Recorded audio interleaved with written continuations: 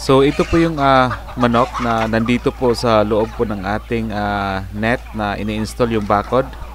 Yan. So for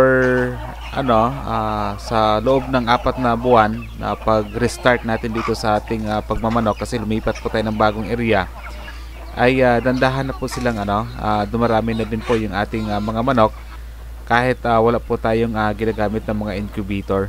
And this time or ngayong araw ay mas excited tayo kapag meron na namang bago na pipisa ng mga sisiw natin, and mas more excited pa tayo kapag sabay-sabay po silang napipisa. So ito po yung pinakaunang napisa, sampin, yung ating sampin. So parang mukha lang siya na huluan, yung ating sampin, yan. Pero yung pure na sampin is tulad po dyan na color black yung mga inahin. Ayan. So yung kanyang sisiw is nasa 1, 2, 3, 4, 5, 6, 7, 8. So yun, may mga itlog pa dyan na natitira. So gawin natin dyan ay ikakandling ho natin yan. Yung mga bugok ay pwede na natin itapon. Yung may mga sisiw pa is ipalimliman po natin sa ibang mga inahin ng mga manok. Kasi sayang naman din po yung itlog na pwede pang mapipisa.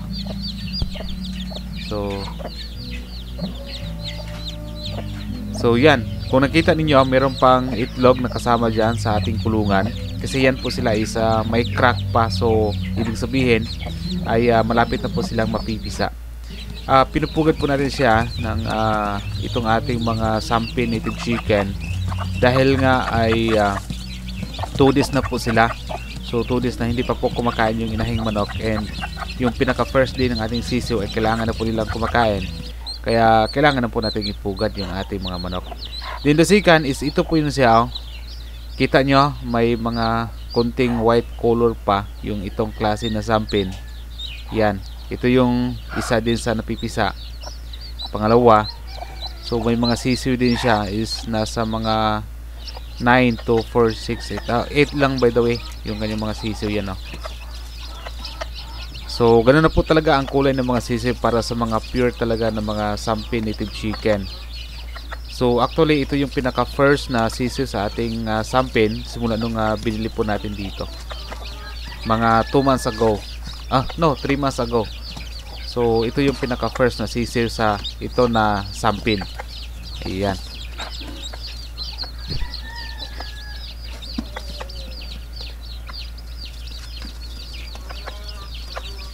So ang sampin ay according daw sa sa nag-study nito, para siyang darag. Isa native siya na may taglay po siya na yung kanyang type ng karne ay isa ito sa pinaka masarap na karne, itong sampin native chicken. Yun according po sa kanila kasi hindi pa naman ako nagkatay ng sampin. Pero sa mga siguro pag meron na tayong pwede maghatay nito for personal consumption ay baka pwede po nating tikman at tayo na siguro magsasabi kung ano po talaga ang lasa ng sampin native chicken. So yan. Yung sampin naman na inahin is color black yung kanyang balahibo, pero yung kanyang karne is color white. The darag din also is I think parang may color yellow yung kanyang yung kanyang karne.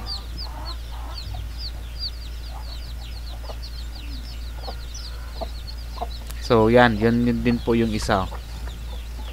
Ayan. So yung kanilang karton ay temporary lang muna yan. Dahil kapag marumi na yan ay kukunin po natin yan.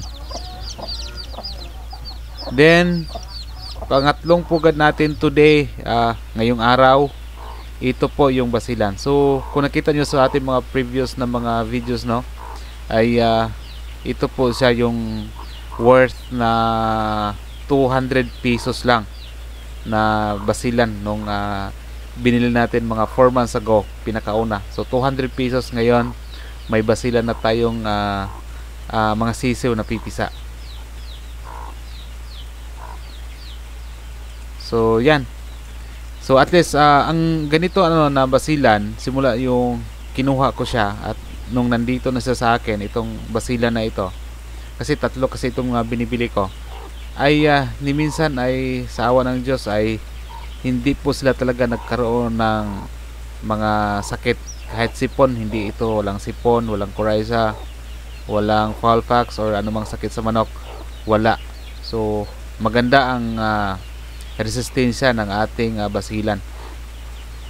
So yan, may feeds na ako nilagay dyan para ready na at may tubig na. So ako, wala akong mga binibili na kung ano-ano pang mga commercial. Hindi ko sinasana yung aking mga manok dito kasi nga gastos. At ngayon sa ating monitoring sa ating mga manok, kahit nasa mga 100 plus yung ating inalagaan na manok ngayon, mababa lang po yung gastos natin dahil nga nilimit po natin yung pagbili ng mga antibacterial, mga commercial, mga vitamins, ganyan. Bali, hinayaan ko lang yung ating mga manok.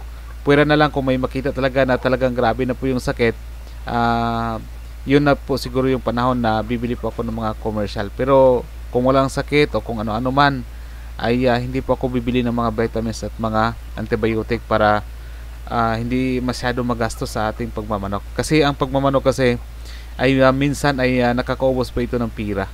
So ito ngayon, dati binili ko lang na 200 itong inahin na manok. Sisiw pa lang ito nandito sa akin. Ngayon, meron na siyang sisiw na 1, 2, 3, 4, 5, 6, 7, 8 yung kanyang mga sisiw. Yan, di ba? So actually meron pa sana siyang mga itlog na natitira, ay pinalimliman ko na lang sa iba ng mga basilan. So ang ginagawa ko dito para ma-maintain talaga yung pag-pure ng ating mga manok. Halimbawa, may natitira pa sa mga itlog in 2 days na kailangan natin siyang ipugad. Nilagay ko din siya sa iba na na mga basilan natin ng mga inahing mga manok. So ang labas ay pa rin, it's a pure talaga na basilan. So yan, kita nyo, tubig lang yan yung pinainom ko sa aking mga sisir sa mga bagong pisa. Ayan. Kasi kapag lagi tayong magpainom ng ng mga commercial na antibiotic at vitamins, parang nakadepende na lang yung kanilang katawan dyan. Mahina yung kanilang resistensya. Ito basilan kasi maganda kasi taglay na po talaga nila yung pagiging malakas yung kanilang resistensya. So every time talaga na pag meron tayong ipupugad, parang napaka-excited natin, napakasaya natin kapag meron tayong mga bagong sisiw na napipisa. Kasi para sa atin kasi, kapag meron tayong ganyan na mga bagong pisa na mga inahing mga manok, lalo na tulad ng ganito, 3 na sabay silang napipisa, nang ibig po sabihin nito na yung pag-alaga natin sa ating mga inahing mga manok ay tama. Ibig sabihin, yung ating mga inahin na mga manok ay productive ho sila. So hindi po nasasayang yung pagod natin sa pag-alaga ho sa kanila, gastos sa kanila sa feeds, dahil nga may return po sila na binibigay po sa atin, kung saan yun po yung yun po yung tulad nito, yung mga sisiw nila sa ating mga inahin na mga manok.